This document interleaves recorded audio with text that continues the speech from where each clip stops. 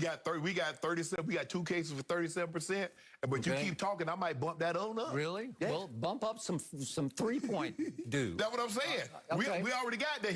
We got 2 cases on 37. I might go another 2 cases on 38, 39.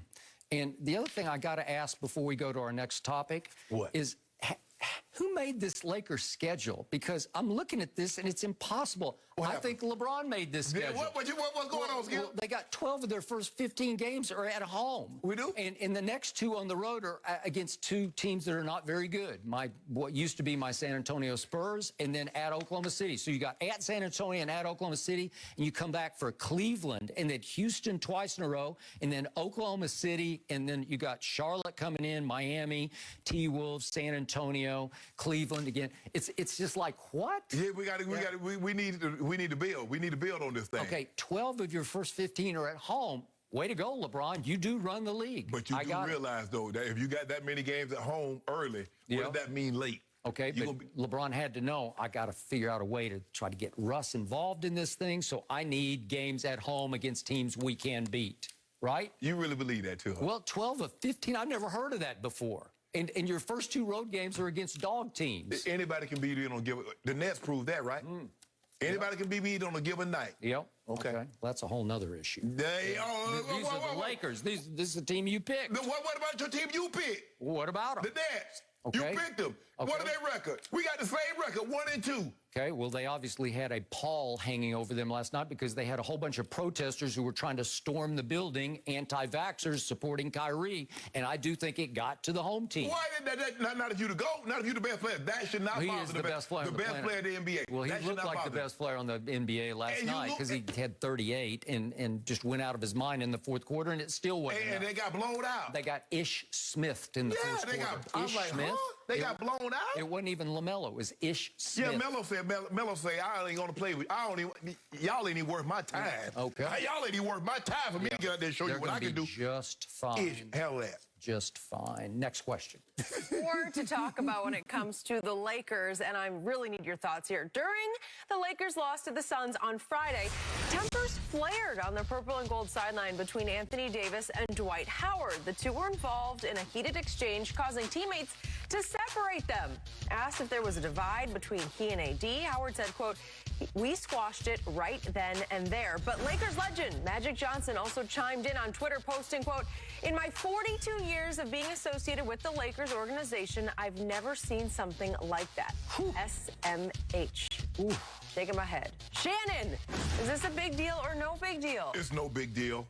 I was surprised that it came to this. I don't know what led to this. This doesn't seem like AD's personality, but maybe we're seeing a different AD now. But Skip, the expectations level. They haven't played. They're not playing where they didn't play well opening night. And then here we are again. We're getting blown out on our home court. And maybe it was a defensive rotation. Maybe it was an assignment. But for whatever reason, AD did not like what Dwight Howard did on the court. He's trying to get his attention. And Dwight is like getting him the cold shoulder. He's like, hold on, bro. I mean, what were you doing? And I was surprised that AD stepped to him and then, like, grabbed his arm and like, bro, I'm trying to talk to you. But like they said, Skip, they played before. They know each other. So it's not like they can't coexist. I am surprised that it got to this level, but it shows you the level of frustration that was going on against the Phoenix Suns because they started out well. The next thing you know, Phoenix go on a blitz, and they're down 20, 22 points, 23 points. And finally, 32 points 32 points. And they make a run late in the fourth quarter. And I think Frankie V put them in. It's like, look, y'all need to play together. Ain't no sitting on the bench and, playing 20 minutes tonight because it's a blowout. You guys need to play together to figure this thing out. And so, look, AD and Dwight said we squashed it. It's behind us. We're very competitive guys. It's an emotional ball game.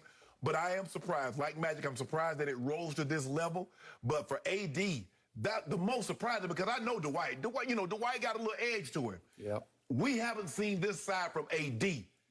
I like it. I like it. Do you? I like what I'm seeing from AD. Well, obviously, Irvin Magic Johnson did not like it. And when Magic speaks about the Lakers, I listen. And for him to emotionally tweet, it was a, sort of prisoner of the moment, if you will. But it was straight from the gut. in my 42 years, I've never seen something like that. Well, that got me. That shook me. That meant that he knows something maybe we don't. That he's saying in the Lakers, that doesn't mean that it hasn't happened other places, because we've seen it happen other places. we have, but not with the Los Angeles Lakers. It was beneath the dignity of this team, is what he's saying. That this team, this franchise, has more class than that, to allow two big men to get into it to where it escalated, where if nobody steps in, I don't know, are they going to trade? Are they going to throw down on each other? You frustrated. I mean, you're trying to get your point across. You want the guy to hear you. Feel like the guy's like, bruh, we keep making these same mistakes. We went over this in film study. We talked about it in shoot around or walkthroughs, and here we are making the same mistakes. What is it? Either you're not comprehending, or you're not paying attention when we're going through these assignments, doing film study or walkthroughs or shoot around. So what is it? And so I think that really irritated Dwight, AD, because AD's like, Dwight, and you can see him, he's walking, and Dwight's like, ignoring him. AD say, bro, don't make me touch you up right quick, Dwight. Yeah, but hey, if this ever came to actually trading blows, my money is on Dwight in that one. AD from Chicago. Oh, listen, Dwight, the new Dwight, the second career Dwight, as you said, he's got real edge to him. I would not want to mess with him. But like I said, Skip, we're going to calm down. We checked the temperature of the room. We took the air out of the room. It wasn't a bad sign of things to come? No.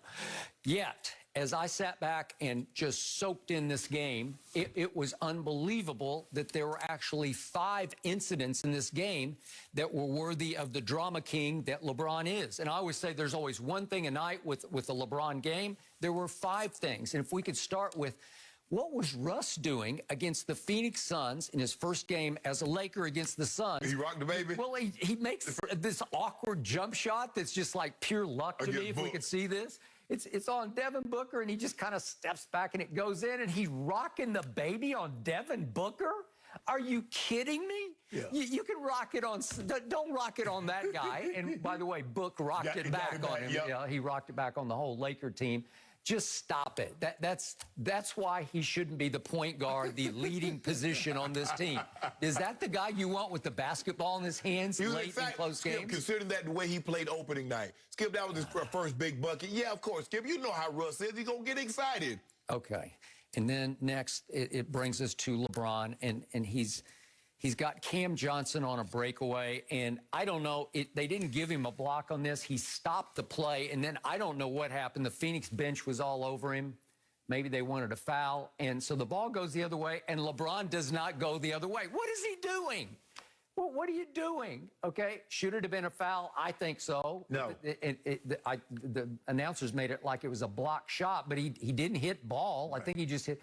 And so Phoenix is all over LeBron, and he does not go back to play offense. I thought he was chasing Kareem. You better go take advantage of every opportunity. What are you doing? Are you the best player in the GOAT or not? Skip, he was like, y'all sent your man to try me on this? Really? Y'all do know who I am. You're going to defend him for standing there and jawing with the Phoenix bench while they're playing. He didn't look at him. He's like, y'all sent your man. This is what y'all sent. I think there were some words exchanged at that point, which leads to the next incident, which is LeBron with the towel over his legs, sitting on the bench. Right. And he and young Cameron Payne are going back and forth. And it was weird trash talk because LeBron is all over him saying, about you need to. Bro, a year and a half ago, you was out the league. That's what he said. And now all of a sudden you popping off? Yeah. You're like, come on, bro, just be humble. Yeah, be humble is what he said. Yeah. Be humble. That's not exactly great trash talk from LeBron. No, but he's saying... So he's trying to shut him down like I'm the face of the league, you don't come at me. No, Skip. It's the same thing with Klay Thompson. I think it was Rodney McGruder, Scooter McGruder, and Klay's like, bro, you barely in the league. And you out here talking trash. Come on, bro. Campaign, you just got back. I mean, and Monty Williams... But I thought Cameron Payne proved himself against the Lakers in the 6-game playoff series first round last year. The banged up Lakers. Skip, come on, bro. I thought he was really good.